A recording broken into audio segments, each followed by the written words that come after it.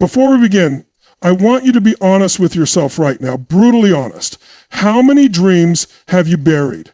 How many times did you start something full of fire only to quit when it got uncomfortable, when it got inconvenient, when life punched back? See, most people don't fail because they lack talent.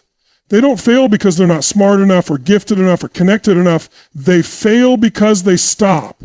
They let fear whisper louder than desire. They let exhaustion win the argument. They stop 3 feet from gold because they never mastered one thing: persistence. This talk isn't about theory. It's not a cute motivational quote or a temporary emotional high. This is about building something unshakable inside of you. A force so strong that even when the world says no, you keep showing up. If you've ever felt stuck, if you've ever wondered why others break through and you're still battling the same wall, then I'm going to ask you to stay with me, fully present, because what you're about to hear isn't just information. It's transformation. And it starts with one truth. The life you want, the relationship, the business, the body, the purpose, it's on the other side of not quitting. So don't blink. Don't tune out, because by the time we're done, you won't just believe in persistence, you'll be living it. Let me tell you something most people won't say out loud. Pain is part of the process. It's not a punishment. It's not life being unfair. It's not the universe trying to break you. It's trying to build you.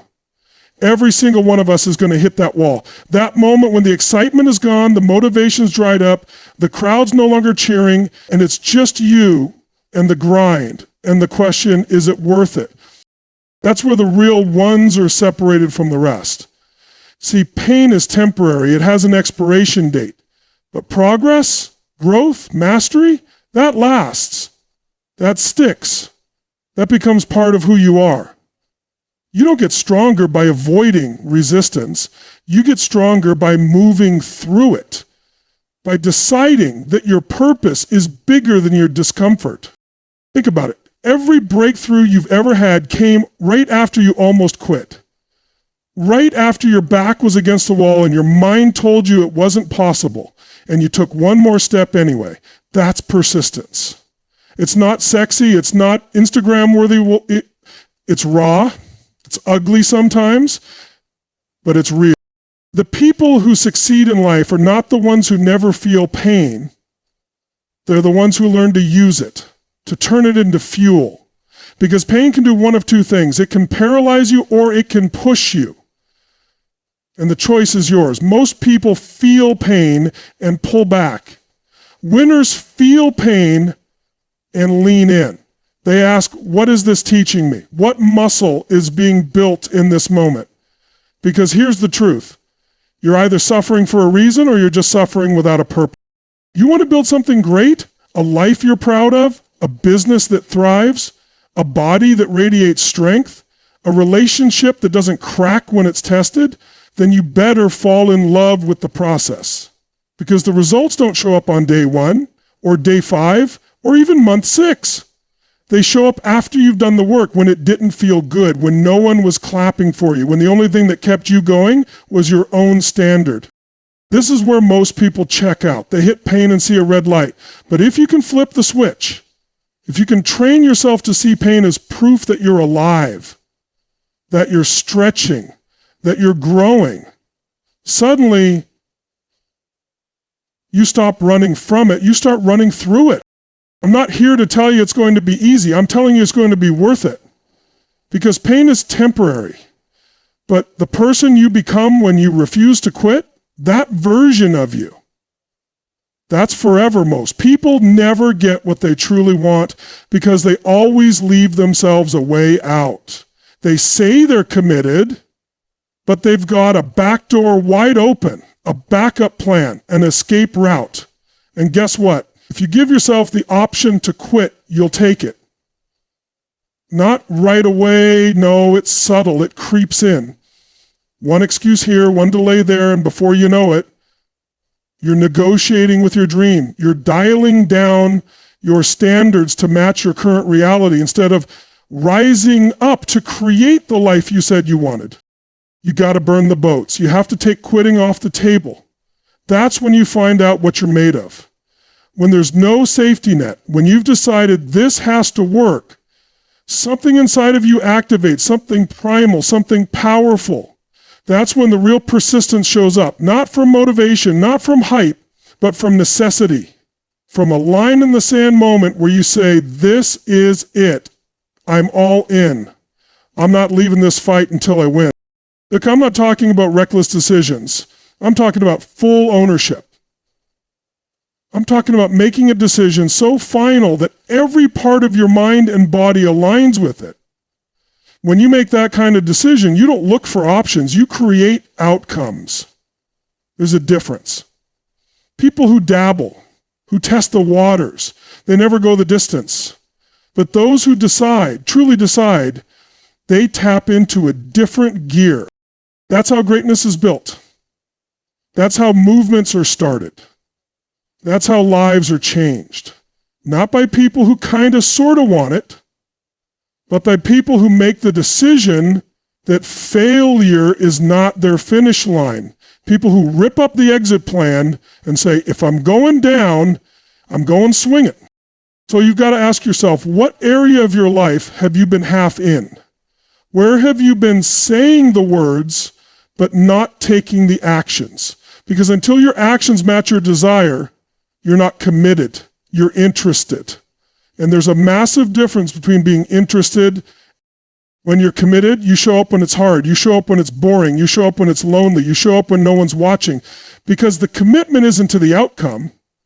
It's to who you're becoming in the process. And that version of you, that version only shows up when you've got no way out. Burn the boats, and you'll finally meet the unstoppable version of yourself. Let me be real with you. Persistence without clarity is just motion without meaning. It's like running on a treadmill, expecting to reach a destination. You can work harder than anyone else. You can sweat, grind, hustle. But if you don't know what you're chasing and why it matters, sooner or later, you'll run out of fuel. And the worst part, you won't even know why you feel burned out. You'll just feel lost. That's the cost of living without clarity. See, most people don't lack persistence because they're weak.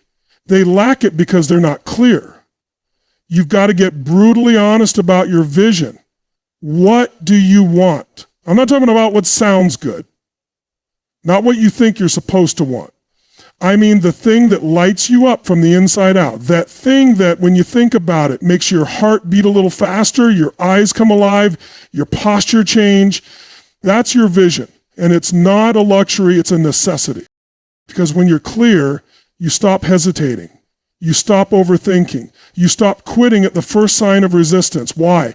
Because there's a pull. When you have a compelling enough future, it literally pulls you through the pain, through the setbacks, through the days when everything inside you wants to sit down and give up. That vision becomes your compass. You've got to get crystal clear on your why. That's the heartbeat of persistence. If your why is shallow, your effort will be shallow. But if your why is deep, if it's tied to something bigger than you, something that matters, you become unshakable. You wake up with purpose. You endure more. You sacrifice more. And the crazy part is, it doesn't even feel like suffering. It feels like service, like calling, like destiny. Without clarity, you'll say yes to things that drain you. You'll chase shiny distractions. You'll compare yourself to others and start playing their game instead of your own. But when you're locked in on your vision, tunnel vision kicks in. Distractions lose their power. You don't need motivation. You've got direction. You don't need constant praise. You've got purpose. You become internally driven, and that's where true persistence lives. So ask yourself, what do I really want? And just as importantly, why must I have it? Because when your reason is strong enough, the how will show up. Clarity creates hunger. And hunger is what keeps you moving when everything in you wants to stop. Don't wait for clarity to arrive. Create it. And when you do, persistence stops being a struggle and starts becoming who you are. One of the biggest lies we've been sold is that we have to get it perfect before we can get it going. That's garbage. Perfection is the enemy of progress. Perfection is just fear dressed up in a nice suit. It's a delay tactic. It keeps people stuck in planning mode, thinking mode, doubting mode, when what they need is to just move, just act, just take the next imperfect step. Progress beats perfection every single time, because here's the truth. You're never going to feel 100% ready. You're never going to have it all figured out. The path doesn't light up all at once.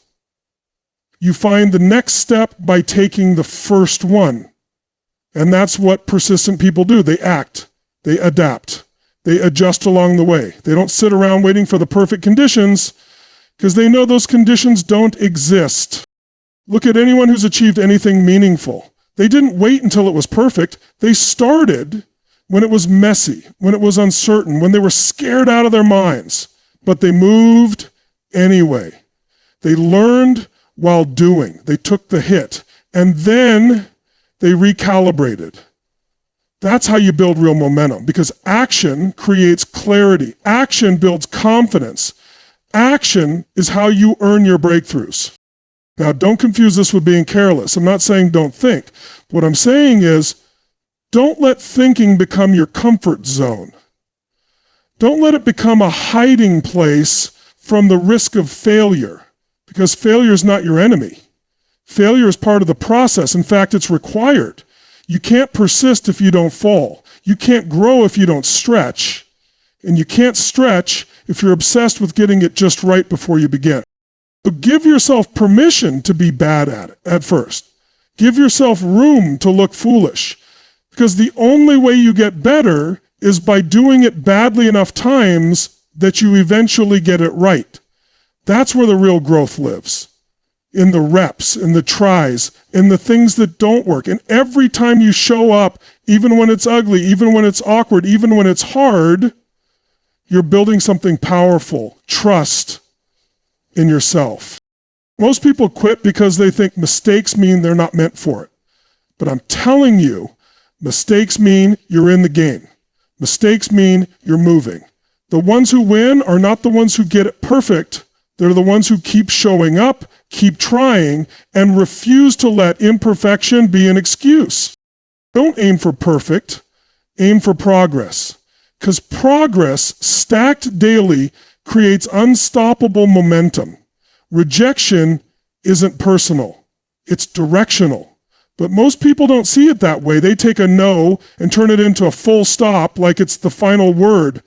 But if you're going to persist, you've got to flip your perspective. Rejection isn't the world slamming a door on you. It's the world asking, how bad do you want it? It's not telling you to turn back. It's challenging you to rise up. See, the people who make it, the ones who break through, build greatness, change their lives, they don't avoid rejection. They learn to absorb it. They learn to reframe it. They understand that every no they hear is just a step closer to the yes that matters. Rejection isn't a wall, it's a reroute. It's a test of resilience, not a verdict on your worth. You've got to understand that rejection is just feedback.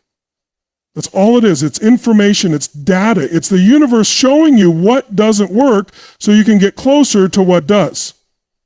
But most people stop there.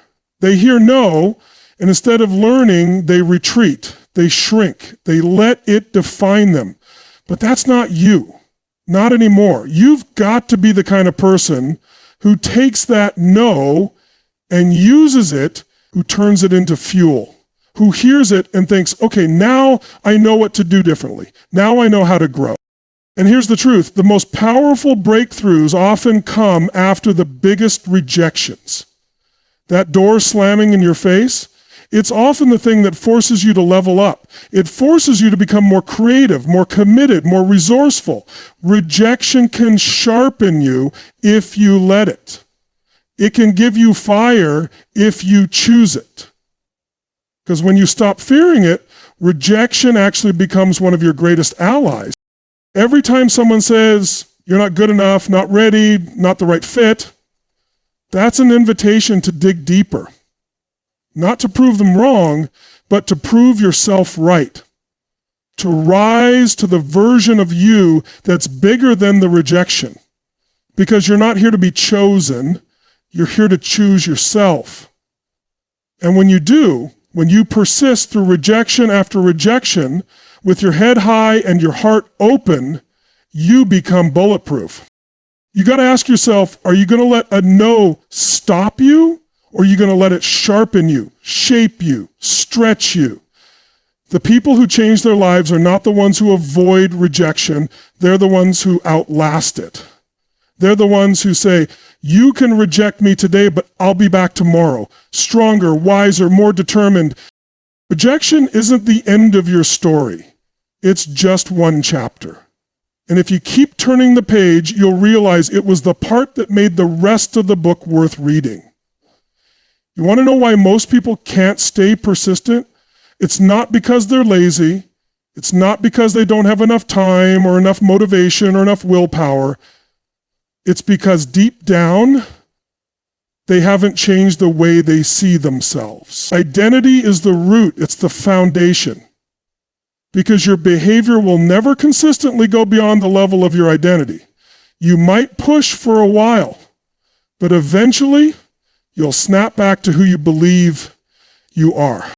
You've got to raise your standard of identity. You've got to become the kind of person who follows through no matter what, who finishes what they start, who doesn't negotiate with their goals, because when you see yourself as that person, everything else follows. You don't have to hype yourself up every day.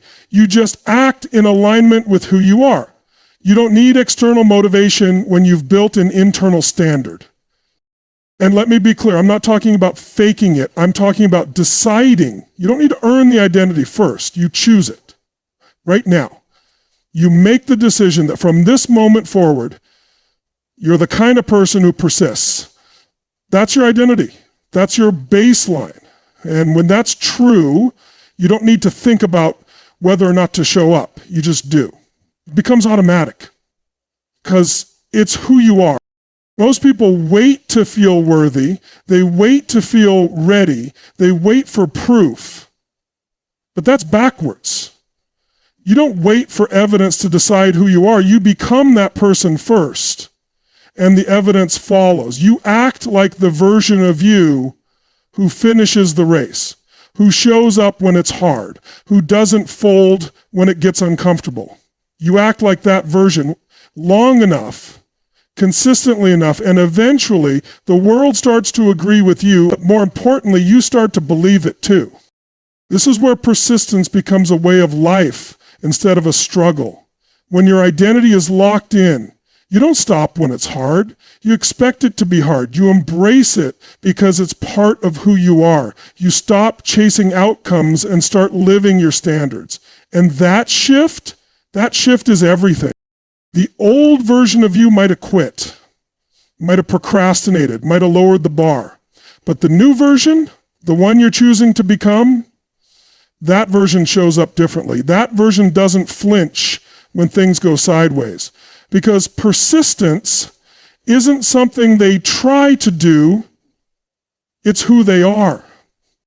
Decide who you are and let your actions rise to meet that identity.